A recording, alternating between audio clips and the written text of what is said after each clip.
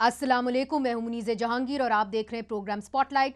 नाजरीन, बलूचिस्तान में बढ़ती हुई दहशत गर्दी के तनाजुर में आज कौमी असम्बली ने एक रेजोल्यूशन जो है, करारदाद जो है वो पास की है, जिसमें दहशत गर्दी के बैरूनी सरपरस्तों और अंदरूनी सहूलतकारों के खिलाफ सख्त और जारहाना कौमी रद्द अमल का उन्होंने मुतालबा किया है। इसके अलावा करारदाद में कहा गया है कि दहशत गर्दी के खिलाफ जंग में कौमी इत्तेहाद वक्त की अहम तरीन ज़रूरत है और रियासत कौमी सलामती पर कोई समझौता नहीं करेगी। और कौमी असम्बली में अपोजिशन लीडर महमूद खान अचकज़ई ने स्पीकर कौमी असम्बली से बलूचिस्तान के हवाले से ऐवान में बहस करवाने का भी मुतालबा किया है। Mahmood Khan Achakzai, leader of opposition, ने क्या कहा है, आइए आपको दिखाते हैं। मैं आपसे रिक्वेस्ट करूंगा, दहशत गर्दी पे ये जो हमारे खिते में कुछ हो रहा है, इसके लिए कोई 2-3 रखें। आप मेहरबानी करें, अगर आप थक जाती हैं, एक आपके बाद डिप्टी स्पीकर होता है, फिर 4 आदमी और होते हैं। जनाब स्पीकर आप जाएं, फिर डिप्टी स्पीकर बैठे, फिर वो दूसरा बैठे, लोगों को बोलने दें। मेरे जान साहब के इसके नाना के साथ में, दादा के साथ में पार्लियामेंट में था, इसकी दाढ़ी देखो सफ़ेद हो गई। ये सब बोलेंगे, हमारी बहनें बोलेंगी, लोगों को यहाँ बोलने दें, बहुत कुछ मिलेगा हमें।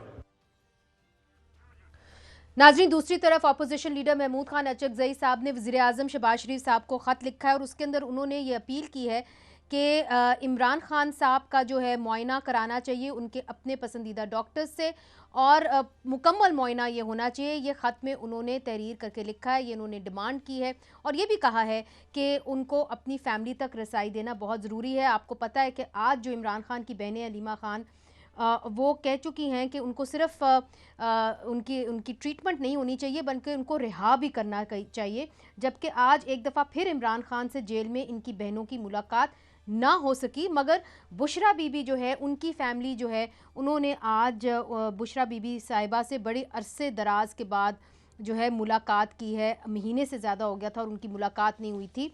और दूसरी तरफ नाजरीन, आज एक अहम जो है डेवलपमेंट हुई है बैनुल-अक़वामी सतह के ऊपर।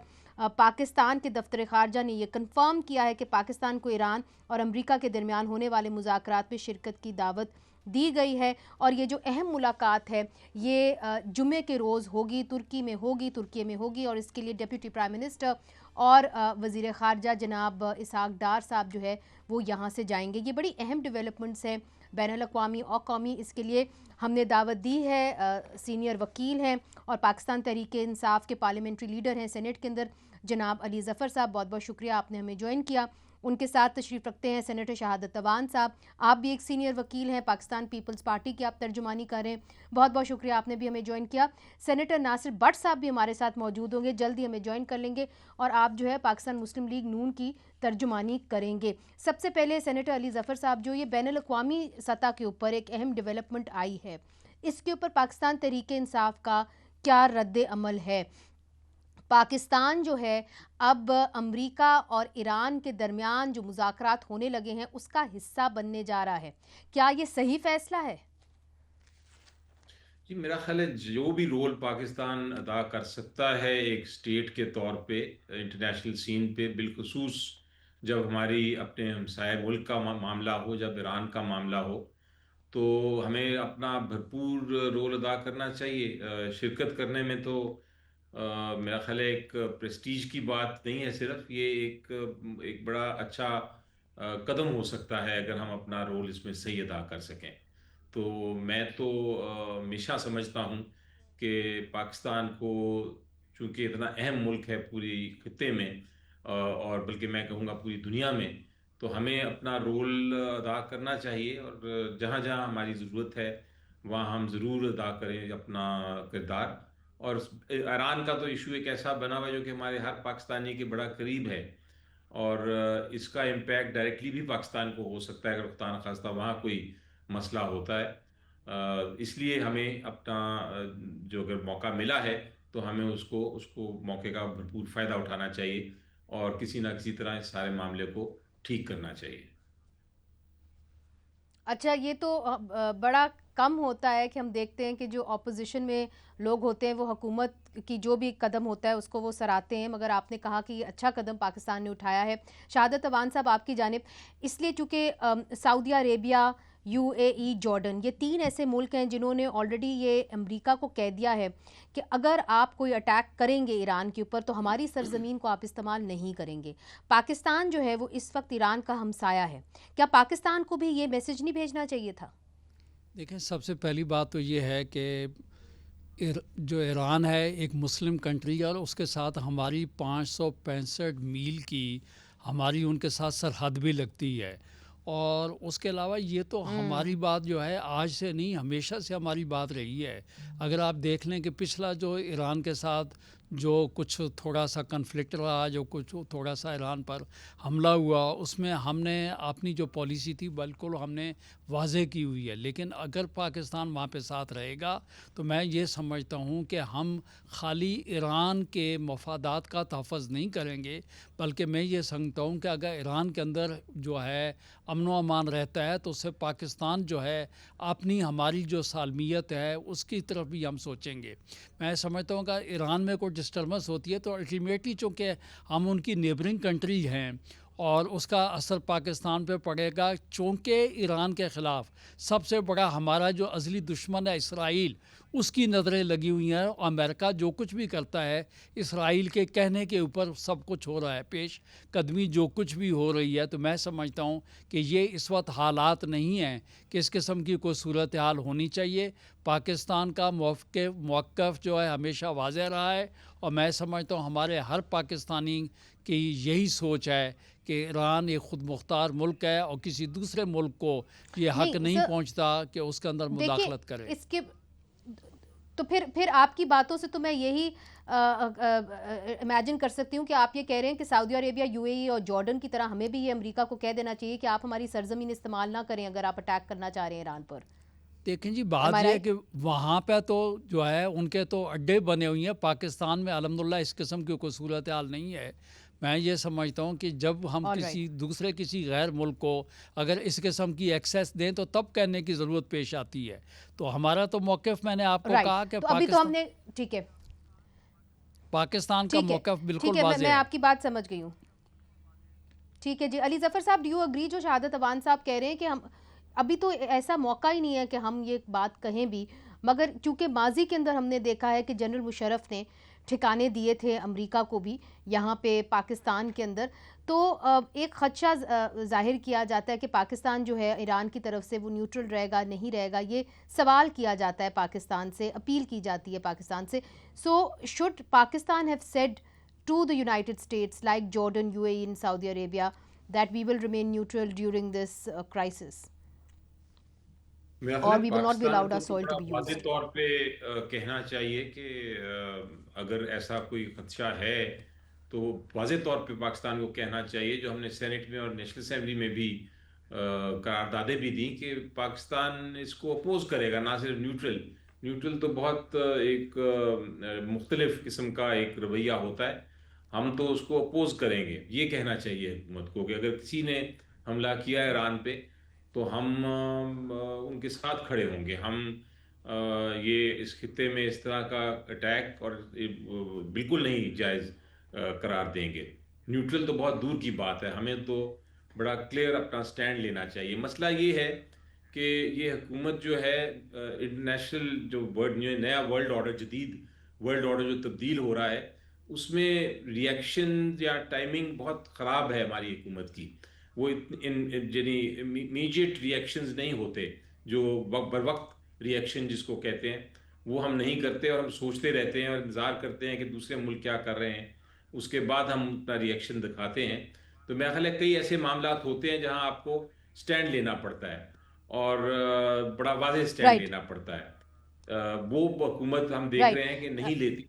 लेकिन बहरहाल ये जो कदम है, अगर वाकई हमें बुलाया है और हम कोई रोल अदा कर सकते हैं तो मैं तो कहूँगा कि ये बिल्कुल एक अच्छी स्टेप है अगर हमें एज ए स्टेट हम अपना कोई इसमें मामले को तय करने में और ईरान की सॉवरेनिटी की खातिर अगर हम कोई रोल अदा कर सकें। चलें जी, it's an unprecedented consensus between the government at least and the opposition parties के जी बैनुल अक़वामी सतह पे जो पाकिस्तान ने अब कदम उठाया है और एक सालसी का किरदार अदा करने जा रहा है अमेरिका और ईरान के दरमियान, ये खुशाइन बात है। मगर पाकिस्तान के जो अंदरूनी मामलात हैं उनके पर बड़े सख्त इख्तलाफात हैं, बहुत पोलराइजेशन है। क्या ये पोलराइजेशन कम हो सकती है? सेनेट एक ऐसा हाउस है और 2 सेनेटर्स हमारे पास बैठे हुए हैं, उम्मीद करते हैं तीसरे भी आ जाएंगे, कि सेनेट एक हाउस है जो जिसको कहा जाता है कि फेडरेशन की अलामत होती है। क्या सेनेट के ज़रिए यहाँ पे जो पोलराइजेशन है उसको कम किया जा सकता है? इस पर बात करेंगे वक्फे के बाद।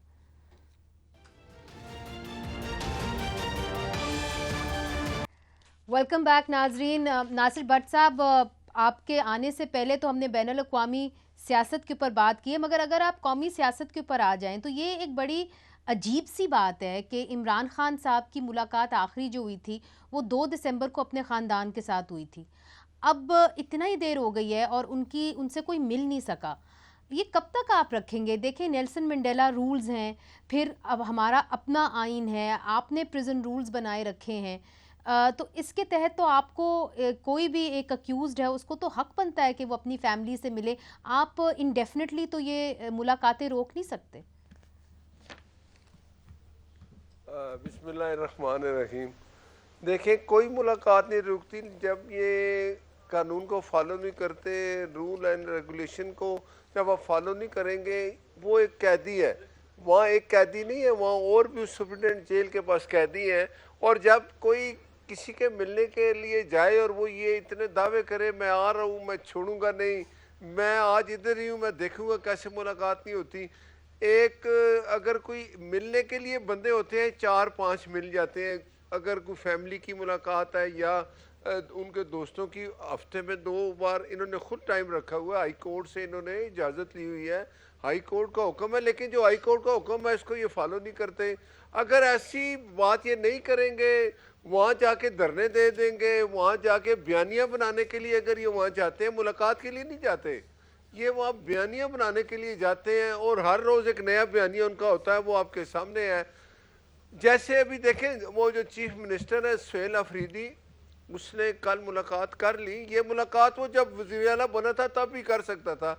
उस वक्त जब वो वज़ीर आला बना तो उसने कहा मैंने इसके इमरान में जान देनी है, मेरा वज़ीर आला बनने का एक ही मकसद है कि मैंने इमरान खान को मगर सर वो तो देखिए वो मुलाकात और जेल की मुलाकात, sir let's stay on the topic. Nasir Bhatt sahab let's stay.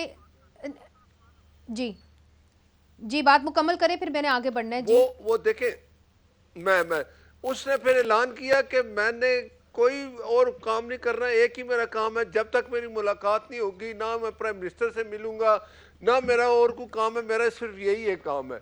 फिर उसके बाद आप देखें कि let's talk about that letter. Sir वो बाद में बात करते हैं, वो मुलाकात जो है वो इस वक्त रेलेवेंट नहीं है। हम बात करें कि खान साहब की मुलाकात अपनी फैमिली के साथ क्यों नहीं हो रही, that is the question. Ali Zafar साहब, आप कानूनदान हैं। जो नासिर भट्ट साहब कह रहे हैं कि जी अगर कैदी जाके सियासी गुफ्तगू करता है और धमकियां देता है तो फिर वो अपने ख़ानदान से नहीं मिल सकता, उसको फिर इसकी इजाज़त नहीं होगी। और अगर उसका ख़ानदान आके बाहर स्टेटमेंट्स देता है, प्रेस कॉन्फ्रेंस करता है, जलसे जुलूस करता है, फिर उसको मुलाकात की इजाज़त नहीं होगी कानून के मुताबिक। ये जो बहाना है, जो मैं इसको कहूँगा अखलाक के भी खिलाफ और आइन के भी और कानून के भी खिलाफ का बहाना, ये एक्चुअली बड़ी देर से ये कह रहे हैं। आपको मैं बड़ा वाज़े तौर पे कह दूं कि जो सॉलिटरी कन्फाइनमेंट होती है, यानी कैद तहनाई, ये एक टॉर्चर समझा जाता है, शदीद टॉर्चर। और ये ना सिर्फ बैनुल अक़वामी कानून में, यूनाइटेड नेशंस की रेगुलेशंस में, बल्कि हमारे आइन, हमारे कानून और हमारे जितने फैसले हैं उनके तहत भी इसको टॉर्चर समझा जाता है। तो ये कहना कि हम टॉर्चर कर रहे हैं और हम करते रहेंगे और इसका बहाना ये बनाना कि जनाब सियासी बातें होती हैं इसलिए हम टॉर्चर करेंगे, ये कहीं जायज़ नहीं है। ये तो बिल्कुल इस तरह है कि आप कहें कि ये गलत बातें कर रहा है तो मैं इसको मार दूं। ये बहाना जो है कि आप किसी को सॉलिटरी कन्फाइनमेंट में करें, गैर कानूनी हरकत करें, आइन की खिलाफ वर्जी करें, बेसिक ह्यूमन राइट्स जो इंसानी हकूक़ हैं और बुनियादी हकूक़ हैं उनकी खिलाफ वर्जी करें, और आप ये बहाना बनाएं कि ये सियासी बातें करते हैं, बिल्कुल गलत है। मुझे ये बताइए कि डॉक्टर्स को क्यों नहीं मिलने दिया, वो कौन सी सियासी बातें करते थे? मुझे ये बताइए कि लॉयर्स जो हैं, वकला जो केस के लिए जाना चाहते हैं, उनको क्यों नहीं मिलने दिया? हम कौन सी सियासी बातें बाहर आके करते थे? मुझे बताएं कि बुशरा बीबी जो उनकी वाइफ है, उनकी फैमिली ने कौन सी बात की थी कभी। आज मौका मिला है उनको 2 महीने बाद कि वो मिल सके थोड़ी देर के लिए। ये तो एक टॉर्चर का तरीका है। केसेस बनाए गए हैं, मैन्युफैक्चर्ड केसेस हैं। और पूरा जो केस का एक प्रोसेस है, जो एक इंसाफ का प्रोसेस होता है, उसको भी सजा बना दिया है। यानी केसेस भी चला रहे हैं, वो जेल में चला रहे हैं। बात हो नहीं रही, जो कॉन्फिडेंशियलिटी है एक वकील की कि आप अपने क्लाइंट से डिस्कस कर सकें इन कॉन्फिडेंस, वो भी नहीं होता। ऊपर बैठे होते हैं पुलिस वाले, वो सारा देख रहे होते हैं, आप कागज अंदर से बाहर नहीं जा सकते। तो ये सारे जो इश्यूज हैं, ये प्योर एंड सिंपल, इसको मैं कहूँगा ये सियासी इंतकाम है, टॉर्चर है, और यही हो रहा है। और ये मैं बार बार शहादत अवान दोहराता साहब रहा। से जी जी जी जी आपने दोनों दोस्तों से पूछ लिया, और अली ज़फ़र साहब बहुत सीनियर एडवोकेट हैं, हमारे सुप्रीम कोर्ट बार के प्रेसिडेंट भी रहे हैं और बानी के वकील भी हैं। लेकिन मैं तो आपको वो बात बताऊंगा जो लीगल बात है, कि बानी जो है वो कन्विक्ट हैं, जुडिशल कस्टडी में हैं, और इस्लामाबाद हाई कोर्ट से इंडिविजुअल्स, एडवोकेट, उनकी फैमिली जो है मुलाकात की परमिशन जो है वो ले चुकी है। लेकिन ये एक बात हमें सब दोस्तों को ये जहन में रखनी चाहिए कि इस्लामाबाद की अपनी प्रिजन जो फेडरल गवर्नमेंट की है, मेरे ख़्याल में ये नासिर भट्ट साहब ज़्यादा बताएं कि अभी वो मुकम्मल हो नहीं सकी। इस वक्त खान साहब जो है ना, पंजाब हुकूमत की जो प्रिजन है उसकी तहवील में हैं, और जेल का जो इंचार्ज होता है, सुपरिटेंडेंट है आल दो के जो प्रिजन रूल्स हैं उसमें तमाम जितने कैदी हैं उनकी मुलाकात का जो तरीक़ाकार है वहाँ पे वज़ा किया गया है कि कैसे मुलाकात होगी, नहीं होगी। और ये सब आपदीद सुपरिटेंडेंट जेल की है कि वो कौन सी मुलाकात रोक सकता है, या कौन से आदमी को सोलिटरी कन्फाइनमेंट में कौन से कैदी को डाल सकता है। और मैं ये समझता हूँ कि मुलाकात एग्जैक्टली वही मैंने कहा ना कि किसी वजह के तहत। और मैं ये समझता हूँ कि मुलाकातें टाइम पे ना होने की वजह से जो है अदर साइड जो है जो बंद है, वो आदमी कंटेम्प्ट के लिए भी जा चुके हैं। सुपरिटेंडेंट एक दो दफ़ा वहाँ पेश भी हो चुके हैं। और मैंने तो पिछले दिनों न्यूज़पेपर में देखा कि शायद एक सुपरिटेंडेंट साहब जो अपना टेन्योर कंप्लीट करके ट्रांसफ़र हो गए हैं, तो शायद नया सुपरिटेंडेंट आया है, वो बात को समझने के लिए भी अगर डिले कर रहा है तो मैं गुजारिश ये कर रहा था, मैं वही कहने जा रहा था मुनज़्ज़र, आप भी एडवोकेट हैं, मैं वही कहने जा रहा था मुनज़्ज़र साहबा, आप भी वकील हैं। मैं ये कह रहा हूँ कि हर चीज़ जो है हर दौर में, मैं ये नहीं कहता हूँ कि आज के दौर में आप कहें कि कानून और आइन के मुताबिक बात होनी चाहिए और गुज़रे वक्त में जो कुछ हुआ उसको आप जो है उसको भूल जाएं। मैं कहता हूँ हमेशा नहीं कानून सर, मेरा जो है, आपसे छोटा सा सवाल है, आप कानून दान हैं, आप कानून को पढ़ते हैं, मुलाकात आप होनी एक चाहिए। वकील हैं। पाकिस्तान क्या पीपल्स जो पार्टी हमेशा कहती रही है कि कानून और आइन के मुताबिक हर कैदी जो भी प्रिजन में है, आइन, कानून और रूल्स के मुताबिक उसकी मुलाकात होनी चाहिए। अच्छा नासिर भट्ट साहब, अब ये आपके इत्तेहादी हैं, ब्रेक के दौरान आपने कहा कि ये इनका मौक़िफ़ आपका मौक़िफ़ ऑलमोस्ट एक ही होता है, आप लोगों की कुर्बतें हैं। आज पीपल्स पार्टी भी ऑन द रिकॉर्ड आके कहती है कि कानून के मुताबिक इमरान खान की मुलाकात अपने वकील, अपने ख़ानदान के साथ होनी चाहिए, और अगर आप नहीं कर रहे तो फिर आप कानून की खिलाफ वर्जी कर रहे हैं। देखें, मैं बता दूं, इनकी मुलाकातें पहले होती थी ना, ये जब भी जाते थे मुलाकात होती थी, फिर ये आपस में ये लोग एक नहीं थे। फिर आप मुझे बताएं, लास्ट टाइम जब मुलाकात हुई, ये अलीमा खान और दूसरी इनकी जो बहन थी, अलीमा खान नहीं गई, वो दूसरी बहन जाके अंदर मुलाकात करके आई, और इससे पहले उन्होंने कहा कि मैंने बाहर आके कोई सियासी बात नहीं करनी। आप मुझे बताएं उन्होंने क्या किया? बाहर आके उन्होंने वही तरीका इख्तियार किया। सर, वो अगर सियासी बात करें भी तो उनका फिर भी हक बनता है कि वो अपने भाई से मिलें, क्योंकि उन्होंने सिर्फ अपना राइट टू मूवमेंट खोया है। According to the constitution of Pakistan, उन्होंने सिर्फ अपना राइट टू मूवमेंट खोया है, अपनी जुबान खोलने का हक तो उनके पास है। और नेल्सन मंडेला रूल्स जिसको पाकिस्तान ने, जिसके पर दस्तखत किए हुए हैं, रूल नंबर 58 कहता है कि prisoners shall be allowed under necessary supervision to communicate with their family friends at regular intervals.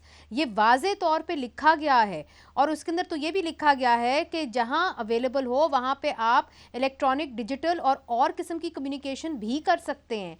तो जब आपने इसके ऊपर दस्तखत किए थे और अब आप एक साबिक वज़ीर आज़म को कैद कर रहे हैं, आपको नहीं लगता कि आपको बैनुल अक़वामी कवानीन और अपनी जो आइन है, प्रिजन रूल्स हैं, उसके तहत चलना चाहिए? देखें, आप इनकी वो पिटीशन निकाल लें, हाई कोर्ट में ये लोग खुद गए। वो जो सुलेमान अकरम राजा है उसने कहा जी कि हमने ऐसे एक हाई कोर्ट में ये वादा किया है कि हम जाके मुलाकात करेंगे, बाहर कोई मीडिया टॉक नहीं करेंगे, कोई बाहर जाके वो जत्थे नहीं लाएंगे, कोई वहां जाके धरने नहीं देंगे, मुलाकात करेंगे और चले जाएंगे। सर उसकी आप मुझे बताइए सजा, क्या उसकी उस चीज को follow अगर किया? सर मैं तो वकील नहीं हूं मगर मैं पूछूंगी कि उसकी सजा, सलमान अकरम राजा की मीडिया टॉक की सजा इमरान खान को मिलेगी जो जेल के अंदर है? नहीं, फिर ये देखे ना, फिर इसका मतलब ये है कि ये लोग चाहते ही नहीं कि उनसे मिले इमरान से, ये उसको फॉलो करते हैं। हाई कोर्ट में जो इन्होंने लिख के दिया कि जी बाहर कोई मीडिया टॉक नहीं करेंगे, कोई जिसका नाम मैं लिख के भेजूंगा वही जाके मिलेगा। तो अगर उन्होंने गलती भी की है तो सजा की एक टर्म होती है ना, 2 साल की सजा होती है, 3 लातादाद वक्त की तो सजा नहीं होती नासिर भट्ट साहब। तो ये लिख के दे दें कि आंदा हम ऐसा नहीं करेंगे, रूल रेगुलेशन को फॉलो करेंगे तो इनकी मुलाकात हो जाएगी। देखें, ये खुद नहीं चाहते। अच्छा, ये जाते ठीक है, इसीलिए लोग इकट्ठे करते हैं। मैं आपको बताऊं, कोई भी अगर कोई मुलाकात करने जाता है वो एक होता है, बंदा 4 होते हैं। इनको पूछे, ये KPK का वज़ीर आला चलता है पूरा अपना जत्था लेके, आज मैं मिलने जाऊंगा, नहीं छोड़ूंगा, दीवार तोड़ दूंगा। अगर आप इस तरह की बातें करें तो क्या सुप्रीटेंडेंट जेल अपने बाकी कैदियों की जिंदगी खतरे में डाल दे?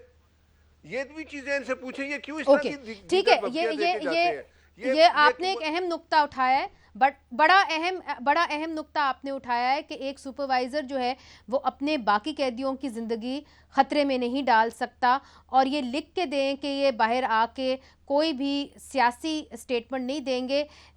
ये हम जवाब इसका लेंगे शहादत अवान साहब से, अली ज़फ़र साहब से कि ये एक रीज़नेबल डिमांड है कि नहीं है, और फिर हम वक्फा लेते हैं और फिर वक्फे के बाद हाजिर होते हैं।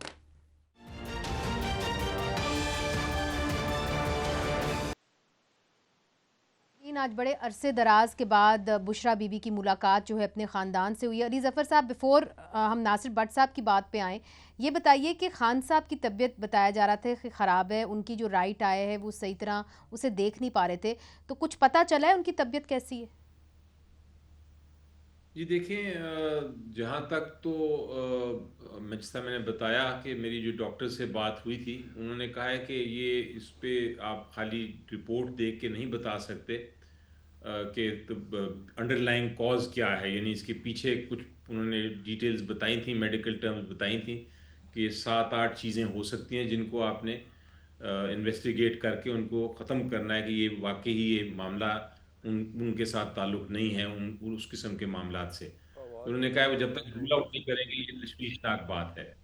इसलिए उनकी ऊपर से तो सेहत हो सकता है, अल्लाह करे ठीक है और यही इत्ला है, लेकिन ये जो प्रोसीजर हुआ है इसके पीछे क्या था और उसके पीछे क्या वजूहात हो सकती हैं, मेडिकल रीजंस क्या हो सकते हैं, वो वहाँ बहुत इन्वेस्टिगेशन की ज़रूरत है और वो तशवीशनाक बात है। तो ये अगर आज सेनेट में भी मैंने रिक्वेस्ट की थी कि 2 हमारे जो नोन एक्सपर्ट्स हैं पाकिस्तान के, आई स्पेशलिस्ट हैं, उनको जाने दिया जाए ताकि वो देख लें और इन्वेस्टिगेट कर लें और रूल आउट कर लें कि अगर कोई ऐसा मामला तो नहीं होगा, कोई सीरियस मामला तो नहीं है। तो ये अगर हुकूमत कर देती तो ये सारी गलतियां ना करती, लेकिन हुकूमत को खौफ इतना है, इतने खौफजदा हैं कि हर मामला उल्टा कर देते हैं, हर फैसला गलत करते हैं खौफ की वजह से। इनको खौफ से बाहर निकलना पड़ेगा ताकि मामला आगे चलें। जी, मगर बात ये है कि 8 फरवरी तक तो मेरा ख्याल है कि शायद आप ये जो बात कर रहे हैं कि उनको मिलने दिया जाएगा कि नहीं, ये बहुत बड़ा सवाल है। शहादत अवान साहब, जिस तरह के अली ज़फ़र साहब बात कर रहे हैं, कोई हर्ज तो नहीं होना था कि अगर वो 2 डॉक्टर्स को इमरान खान साहब तक रसाई दे देते? After all he is the former prime minister. दूसरी बात जो नासिर भट्ट साहब ने कही कि आप लिख के दे दें कि आप कोई सियासी बात नहीं करेंगे तो हम आपसे मुलाकात करने देंगे। अब मसला ये है कि पाकिस्तान के अंदर ऑपोजिशन जब ऑपोजिशन करती है तो अक्सर जेल में होती है, और जब हुकूमत में होती है तो सीधा प्राइम मिनिस्टर हाउस में होती है। तो अगर आप सियासतदानों को ये इजाज़त नहीं देंगे कि वो सियासत करें, तो ऑपोजिशन में तो फिर कोई भी सियासत नहीं कर सकेगा, वो तो सारे जेल में होते हैं। देखें, दो बातें। एक तो अली ज़फ़र साहब ने बिल्कुल जो है आज पार्लियामेंट के अंदर जो है सेनेट में ये बात की, लेकिन मैं ये समझता हूँ कि वो चूँकि जो बानी हैं इस वक्त वो पार्लियामेंट का हिस्सा नहीं है, ना नेशनल असम्बली का, ना सेनेट का, ना किसी प्रोविंशियल असम्बली का। तो बात ये है कि वहाँ पे इस किस्म का ऑर्डर करना जो है वो मेरे ख़्याल में अली ज़फ़र साहब बेहतर समझते हैं, लेकिन चूँकि मेरे हिसाब से वो ऑर्डर जो है सेनेट नहीं कर सकती थी। उसमें ये था कि गवर्नमेंट जो है अली ज़फ़र साहब का मुतालबा देखने के बाद जो वज़ीर कानून साहब हैं अपनी गवर्नमेंट को एडवाइस कर सकते थे कि बहुत ज़्यादा पार्लियामेंटेरियंस का ये कंसर्न है एक जो है कन्विक्ट या कैदी के लिए, तो उसके लिए कुछ किया जा सके। तो दूसरी उसके अलावा मैं बताऊं कि असल बात जो मैं करना चाहता हूँ वो ये है कि चूँकि प्रिजन रूल्स जो हैं उसमें टोटल इख्तियार जो है जेल सुपरिटेंडेंट के बाद है कि किसकी मुलाकात करवाता है या किसकी मुलाकात बंद करता है। लेकिन इस केस में चूँकि इस्लामाबाद हाई कोर्ट की इजाज़त है और अगर उसकी वायलेशन हो रही है तो वो बाकायदा कंटेम्प्ट जो है वहाँ पर फाइल हो चुका है। लेकिन मैं ये कहता हूँ कि पहले भी आपने ये रिपीट बात की, दोबारा भी मैं ये कहता हूँ कि जो कानून ज़वाबित रूल्स के तहत जो किसी को सहूलत है वो हर शहरी को वो मिलनी चाहिए। अब ये बात ये है कि उसमें कुछ सवाबदीद मैंने कहा सुपरिटेंडेंट की भी है। अगर वो मुलाकात रोकी गई है तो यकीनी तौर पे उसमें कोई ना कोई अमल जो है वो कार फरमा होगा, और यकीनी तौर पे अगर हाई कोर्ट सुनेगी तो वहाँ पे ये बात खुलकर सामने आ जाएगी। अच्छा, एक चीज़ और बताइए शहादत अवान साहब, चूँकि आप जो इंटीरियर की एक कमेटी है सेनेट के अंदर, आप उसका एक अहम हिस्सा हैं, और जब पीका के अंदर तरामीम की जा रही थी पाकिस्तान इलेक्ट्रॉनिक क्राइम्स एक्ट के अंदर, तो तब पाकिस्तान पीपल्स पार्टी ने उसके हक में वोट डाला था। तब 26A एक सेक्शन जो है वो पीका के अंदर इंट्रोड्यूस किया गया। आज वकील ईमान मज़ारी और उनके शौहर हादी अली चट्ठा जो हैं उनको अरेस्ट किया गया है, 17 साल उनको सज़ा दी गई है एक ट्वीट के हवाले से। और ये जो है ये 26A ये क्रिमिनलाइज करता है फ़ेक न्यूज़ को, फ़ेक न्यूज़ की डेफिनेशन को भी बड़ा वेग रखा गया। उस वक्त मुझे याद है कि आपने ये कहा था कि कभी ये किसी मासूम शख्स के ऊपर नहीं लगेगा। तो आज जो आप इनकी कन्विक्शन है इसको कैसे देखते हैं कि 17 साल उनको मिले हैं एक ट्वीट करने के ऊपर? इसके ऊपर amnesty international, human rights watch ने इसको कंडेम किया है, और हम ये भी देख रहे हैं कि हादी अली चट्ठा की फ़ैमिली को इजाज़त ही नहीं दी गई कि वो उनसे मिलें, और मेरा ख़्याल है 1 हफ़्ते से ज़्यादा हो गया है। आज ही शरीन मज़ारी साहिबा को ये मौका मिला कि वो अपनी बेटी को मिली 1 हफ़्ते के बाद।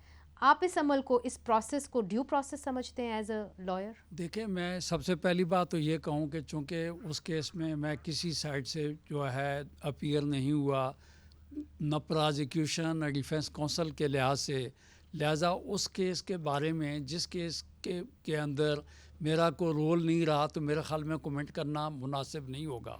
और चूँकि बात यह है कि जब तक कोई ऑफेंस किसी का अप्रूव नहीं होता तो बाज़ दफ़ा आप देखते हैं कि लोग अपील में जाते हैं, फ़ौरन 2 मिनट में अकोटल हो जाती है। यकीनी तौर पे अदलिया के सामने केस है, गलत सज़ा हुई है, जो कि मैं आजकल न्यूज़पेपर्स में देख रहा हूँ जिस तरीके से आप कमेंट कर रही हैं। और 2 वकील हैं, अगर उन्होंने उनके ख़िलाफ़ किसी किस्म की कोई चीज़ है तो अपील में डेफिनेटली उनका केस शायद सुप्रीम कोर्ट में भी है, उनको इंसाफ मिलना चाहिए।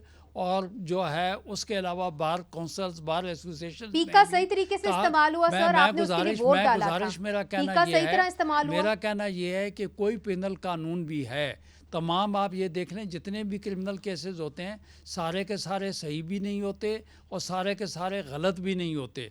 तो मेरा कहना ये है कि इतनी बड़ी सज़ा जो है, मैं आपको गुजारिश ये करूँ कि पीका के तहत इतनी बड़ी सज़ा बासियत वकील मैं कहता हूँ नहीं होनी चाहिए थी। ये सख्त किस्म का अगर कोई इस किस्म का कानून है तो वो जो है आज़ादी राय जो है मेरे ख्याल में उस पर कतगन लगने की बात जो है उसके मुतरादिफ होगा। लेकिन ये जो स्पेसिफिक केस की आप बात कर रहे हैं, चूँकि 2 वकला जो कि कानून के रखवाले हैं, अगर उनको सज़ा हुई है तो फिर ये देखना ये होगा कि क्या अदलिया ने ये फ़ैसला जो है जानिबदारी से किया है और उनके ख़िलाफ़ उनको क्यों सज़ा हुई है। इसमें मेरा ख़्याल में ये मुतालबा होना चाहिए कि इनकी अपील जल्द से जल्द सुनी जाए ताकि उनको इंसाफ मिल सके। अच्छा नासिर भट्ट साहब, सिर्फ आपसे कंक्लूडिंग रिमार्क्स मैं चाहूँगी। हादी अली चट्टा की अभी तक मुलाकात नहीं हो सकी अपने ख़ानदान के साथ, तो उनके ख़ानदान ने तो उनको कभी मुलाकात उनसे की नहीं, तो सवाल ही नहीं उठता कि वो कोई सियासी बयान दें। तो उनको क्यों नहीं मिलने दिया जा रहा? आपकी हुकूमत है पंजाब के अंदर।